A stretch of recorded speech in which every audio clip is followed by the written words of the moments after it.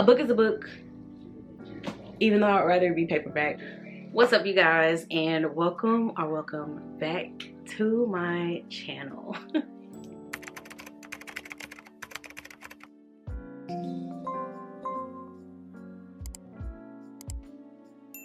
So today's video is going to be a birthday book haul. My 32nd birthday just passed. My fiance, he gave me a Barnes & Noble gift card. So I went to Barnes & Noble and I got a lot of books. My best friend bought me a book from Barnes & Noble, and my niece got me an Amazon gift card, so I got some books off of Amazon as well. So I'm not gonna hold y'all up. I'm not gonna make this intro long. Before we get into the haul, I just want to say I changed my mind about waiting until 500 subscribers to do the book giveaway.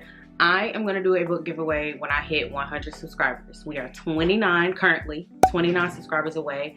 But once I reach 100 subscribers, we're gonna be doing a book giveaway. So yeah, with that being said, we're gonna jump into this haul because I have like 20 books and I don't wanna be here all day. So I'm gonna start with the books I got from Amazon first. 2 of them I got with the gift card my niece got me, and then the other 4 I bought like last month, I believe. I'm just gonna pull straight from the top.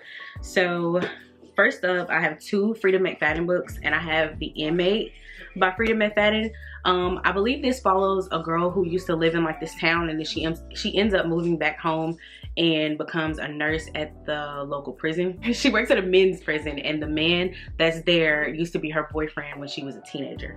And so she doesn't want to run into him because she's the reason he got locked up, and it says that on the back if I'm not mistaken. Yeah, Brooke's testimony was the one that put him there. The Inmate, another Freida McFadden book that was heavily recommended because I looked it up. I wanted to know what Freida McFadden books people really recommended, and Never Lie seemed to be on everybody's like top 5.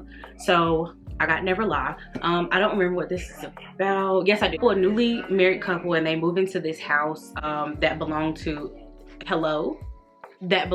a therapist. They end up getting snowed in. It's a very like creepy house. They end up getting snowed in, I believe, or it's a storm, and they end up getting stuck in this house.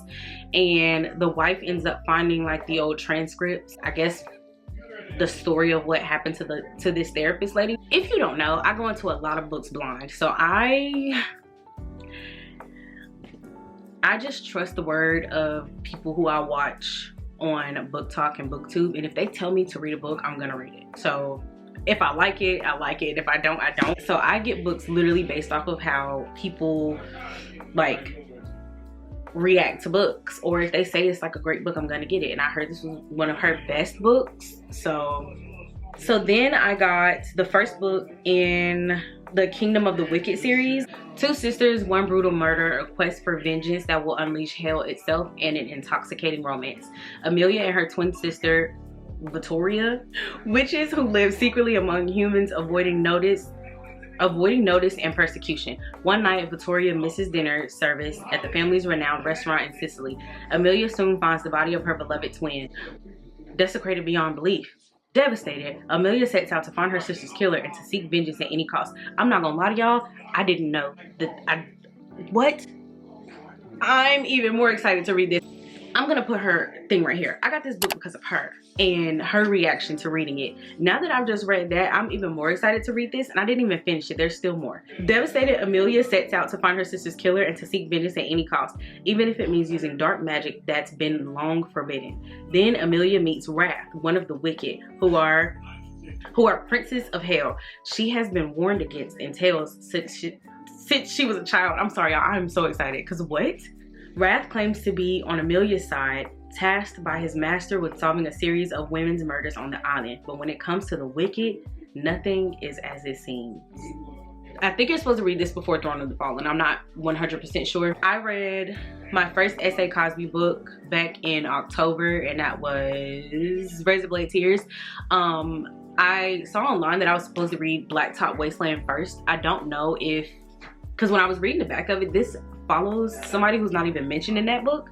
So I'm not really sure why I have to read this first, but I'm definitely going into this one blind. So then I got the first book in the Rise and Fall series, and that is All I've Wanted, All I've Needed by A.E. Valdez. I need to hurry up and get the rest of these because I love these covers, and I fear that they're gonna go into being traditionally published. If they're not already traditionally published, I fear they're gonna go into being traditionally published and they're gonna change the covers, and I'm not gonna be able to get these anymore. So I'm definitely gonna order the rest. I'm excited to read this. Another one that I'm going into blind, just simply based off of the vibes that people have given about this series, is the reason why I bought this. The last book I got from Amazon is Restore Me by J.L. Seegers. This book follows a newly widowed woman who falls in love with her deceased husband's best friend. Crazy. Appalled. I'm gonna read this. Bookish by Tammy is the first person that recommended this, that I saw recommend this when I was looking up like Black authors who wrote romance, contemporary romance, things like that. She was the first person I saw talk about this, and she has talked about it ever since. Every time she does like a Black author or just her top romance books in general, this is always on her list, and so I look forward to reading this. I know the main male character's name is Dominic, and the female main character is Slump. So yeah, her husband passes away. It's enemies to lovers. I didn't know that. Enemies to lovers, forbidden romance. I also heard it is spicy. Same thing with All I've Wanted, All I've Needed by A.E. Valdez. I heard that is spicy as well. So if you don't like spice, you probably wouldn't enjoy these, but we'll see because I'll talk about it on my channel. Sorry, y'all, I'm out of breath. So now we're gonna jump into the books I got from Barnes & Noble, and this is really like the bulk of it. I got the first 3 books in the Dream Harbor series. The Pumpkin Spice Cafe is the first book in this series. I believe this follows a girl who inherits a coffee shop. I know they're heavily inspired by Gilmore Girls. Do I know the summaries of all of them? No. But I do know the second book, The Cinnamon Bun Bookstore, is like more mystery, if I'm not mistaken. Actually, I think this one is mystery too, but y'all don't get me started because I really don't know. I just know that I've heard really good things about these, and I love these covers. They're so pretty. They like have like gold flecks, not gold, but like these, like, you see, they're kind of like metallic, I guess. Let's just read it. When a secret message turns up hidden in a book in a Cinnamon Bun bookstore, Hazel can't understand it. As more secret codes appear between the pages, she decides to follow the trail of clues. She just needs someone to help her out. Gorgeous and outgoing fisherman Noah is always up for an adventure, and a scavenger hunt sounds like a lot of fun. Even better that the cute bookseller he's been crushing on for months is the one who wants his help. Hazel didn't go looking for romance, but as the treasure hunt leads her and Noah around Dream Harbor, their undeniable chemistry might be just as hot as the fresh out of the oven Cinnamon Bun bookstore sales. The third book is The Christmas Tree Farm, and I want to read this in December, you know, give out a cute little Christmas reading vlog. These are so cute. So I also got the second book in the Crowns of Nyaxia series, and that is The Ashes and the Star-Cursed King. This is the second book in that. I want to get the novella, but it's not in paperback, so I'm probably just gonna have to settle for the hardcover. And that is Six Scorched Roses.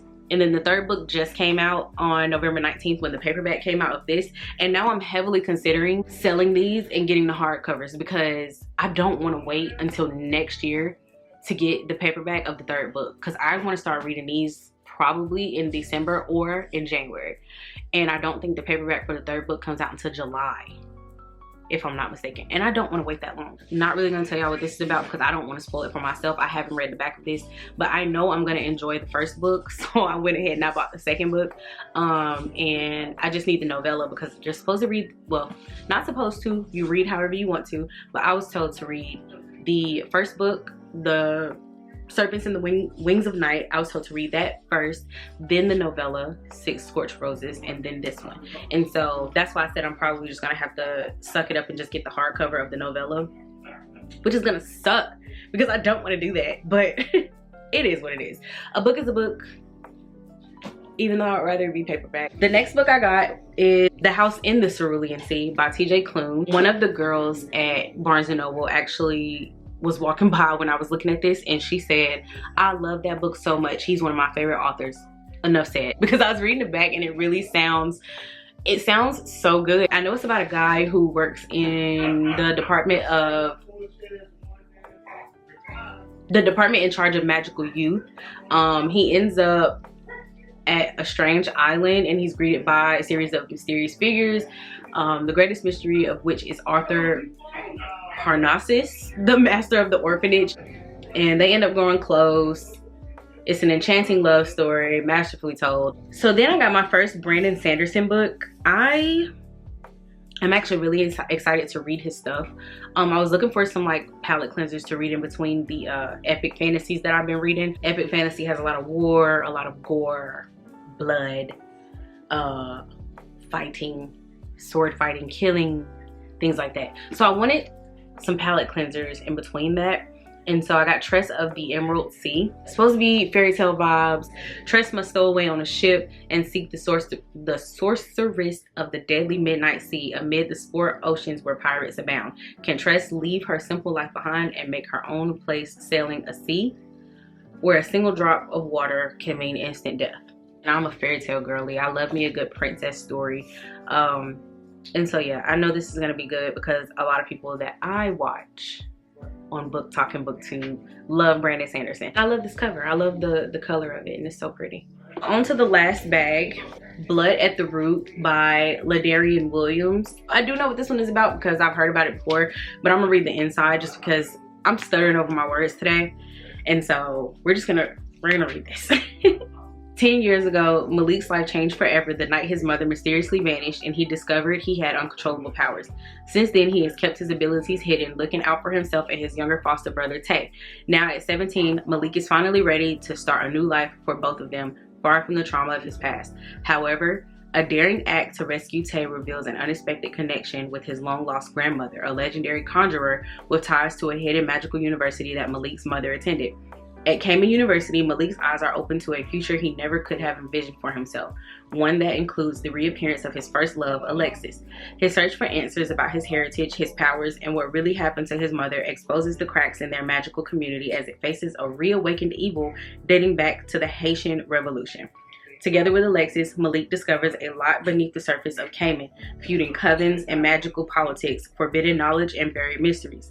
In a wholly unique saga of family, history, and community, Malik must embrace his legacy to save what's left of his old family, as well as his new one.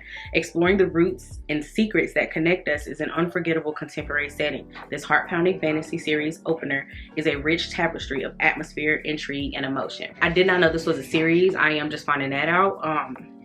But yeah, on the back, you have a Cayman admissions letter and it's signed by the chancellor. So I think that that's so cute. This is, I want to say this is YA. Like I said, I didn't know that it was a series, but I am excited to read it. So then I got Phantasma by Kaylee Smith. I also don't really know much about this. I just know that a lot of people that have read this really enjoyed this, and I know it has trials and it follows two sisters. I do know that, and I know that it's very similar. A lot of people say it's very similar to Caraval and how that's written, because this follows one sister and then the next one follows another sister. That comes out next year. So I don't know if I'm gonna read this year, if I'm gonna wait until closer to the second one comes out. It has trials in it, and I love trials in fantasy books. Any type of trial or war or like training, I really enjoy that, I've come to find. And I love this cover. Then I got The Naturals by Jennifer Lynn Barnes. This is the first book in the Natural series. This is like Criminal Minds, but there are four, I want to say 4 teens. I don't remember how many teenagers it is. This is YA, but I know it's some teenagers. They help the FBI solve cases because they have powers.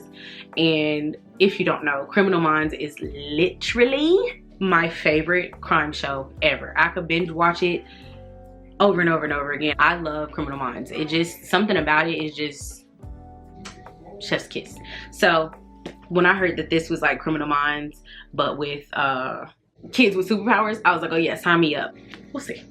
Then I have Heartless Hunter. Y'all, I got a copy where this was, and I'm so sad about it. I'm gonna tape it because I don't want it to get worse. But I got Heartless Hunter by Kristen Ciccarelli.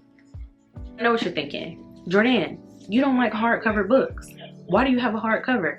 Because this second book is gonna come out in a hardcover, and I'm not even about to play those games. I'm not waiting, okay? I'm not waiting. So if y'all start to see me get more hardcover books, It's about a witch. She's not supposed to use her powers. I heard something crazy about this book and it made me want to read it even more. So that's actually why I picked this up. I'm not going to tell y'all what it is because it was low-key a spoiler. In my opinion, I feel like it was a spoiler. So I'm not gonna spoil that for y'all. But I know it's enemies to lovers. She's hiding her powers because witches are, you know, they're evil. They don't want witches in their land. And so she ends up falling in love with a witch hunter. And that's all I need to know. Witches, a witch hunter, they fall in love. Sold. Okay? All right. Plus that little crazy ass detail that somebody spoiled for me. I also think that this is YA, but I also heard somebody say that although it's YA, they don't think it will be categorized as YA because of the thing that they spoiled and some other stuff. So yeah, another book that I've been excited to read since it came out. I wish I could have got the one with the purple edges, but it's okay. I got Assistant to the Villain by Hannah Nicole Marber. I'm sorry if I didn't say that right. But going into this one blind again, I feel like this is gonna give like the people who animate like the Minions movies or Despicable Me, the Minions, Incredibles, stuff like that. I feel like this is what this is gonna give. Like, I don't think I'm gonna picture these characters as like real people. I really feel like I'm gonna picture them as like cartoon characters. Plus, I feel like it gives cartoon because I mean, look at the frog in the corner. He looks like a little cartoon character. So then I got another book that was recommended by Bookish by Tammy, and that is The Shadow of the Gods by John Gwynne. From the master storyteller John Gwynne comes a Norse-inspired epic of blood and vengeance. This is epic fantasy. But when the gods fought, it was a battle so savage they destroyed themselves, leaving nothing but their bones and broken land of Vigrid in their wake. Now, as whispers of war echo over the fjords and across the plains, fate follows in the footsteps of three warriors: a huntress on a perilous quest, a noble woman pursuing battle fame, and a thrall seeking retribution among the mercenaries known as the Bloodsworn. All three will change the course of the world as it once more falls under the shadow of the gods. I heard this is multiple POV because it follows all three women. I'm pretty sure it's three women, and they all, you know, have their own things and they come together for this war. Now, do I know if the war happens in this book? I don't, but it is the first book, so I know it's going to be a lot of world building. I'm still getting into fantasy, so please don't judge me for my terrible ways of explaining these. But I am really excited to read this because I heard it's really good, and John Gwynne is a lot of the fantasy content creators that I watch. They really appreciate his writing style and they appreciate his books. I'm always open to give it a try. If I don't like it, obviously I'll just not read it. I'll give it to a free little library. But so far, I don't feel like I've been let down by anybody that's recommended me a book. I feel like the people that I follow now give really good recommendations, and I haven't had any issues with anything that I've been recommended so far. So then I got Rootless by Crystal Zara Apaya. I'm sorry if I'm saying that wrong. I was reading the back of this in Barnes & Noble. This has popped up on my For You page quite a lot, honestly. I know it takes place in London. That's the only thing I knew like off the top of my head before I picked it up. On a spring afternoon in London, Sam races up the stairs of his flat 2 at a time. There's 1,300 euros missing from the bank account he shares with his wife Effie, and his calls are going straight to voicemail. When he finally reaches someone, he learns that Effie is over 4,000 miles away as their child looks around and asks, "Where's mommy?" When Effie and Sam met as teens headed for university, it seemed that everyone knew they were meant to be. Effie, newly arrived in the UK from Ghana and sinking under the weight of her parents' expectations, found comfort in the focused and idealistic Sam. He was stable, working toward a law career, and had an unwavering vision for their future. A vision Effie, now a decade later, finds insufferable. From the outside, they're the picture-perfect couple everyone imagined, but there are cracks in the frame. Faced with a life-altering decision, Effie and Sam find themselves on opposing sides, forced to confront just how radically different they want their lives to be. Then one day, Effie disappears. Rootless is a heart-rendering story about sacrifice, family, and ambition, providing an intimate look at what happens after a marriage collapses and if it can still be saved. Hopefully they can reconcile by the end of it. Wait, I feel like it was supposed to be one more. Oh, I didn't tell y'all about the books I got on Kindle. On Kindle, I got a short story, and it is called Last Christmas by Queen T. What's a brokenhearted college student to do when her ex of 3 years breaks up with her over text on Christmas Day? Seeking temporary solace in a bathroom hookup with a complete stranger on Christmas is probably not the best idea. However, that's exactly what Ginger Thomas did in an attempt to escape the pain. Little did she know that the impulsive encounter would turn out to be more than just a fleeting distraction. As it turns out, Ginger is now faced with an unexpected Christmas gift. She's pregnant. So if you don't like pregnancy tropes, probably won't enjoy this. So returning to campus brought its own challenges, especially when her casual hookup sister became her assigned off-campus roommate turned best friend, adding an unexpected twist to an already complex secret. Preparing to reveal the truth to Holiday when she accompanies his sister home, Ginger discovers he had doubts about their son from the start. This wasn't the Christmas present Holiday expected. Seeing her in his family's home stirred up suppressed feelings from their parting last Christmas. Though it was a one-time affair, it left a lasting impression. Now with the revelation of a baby that resembled him, he questioned everything they once shared last Christmas. In the next book I got, and I actually have the physical copy of this one coming in the mail today, that is The Secret World of Maggie Gray by, I've heard people say Granger, but it's spelled Granger. But I'm gonna say Granger because that's what other people have been saying. This is supposed to be like black adult Hogwarts, and that was all I needed to know. I also know that it's different like species of mythical creatures. There's like werewolves, there's a sphinx, there's a talking cat who people say reminds them of Salem from Sabrina the Teenage Witch. I'm sold. And his name is Quan. Like, what? A black cat who talks named Quan. I just don't even know how people come up with this stuff. Main character's name is Maggie Gray. She, I believe, is a vampire. I got the cover that you see on the screen, but she has multiple different covers, and I'll put those here also.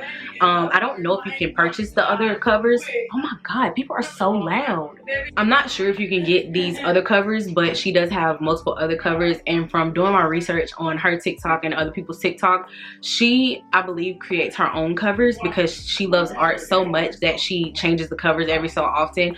I wish I could have gotten one of these other covers because they're really pretty.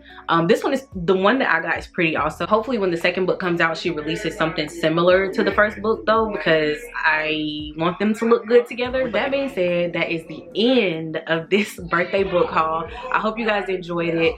This was fun to film. I had a grand old time recording this. Thank you guys for being subscribed. Also, it really truly means a lot to me, knowing that my channel is growing as authentically as it is. It just makes me so excited knowing that people enjoy watching me and enjoy hearing me talk about books, because at least I know y'all are here because y'all genuinely enjoy hearing me talk about books. If you aren't subscribed, you know, I don't really know what's stopping you.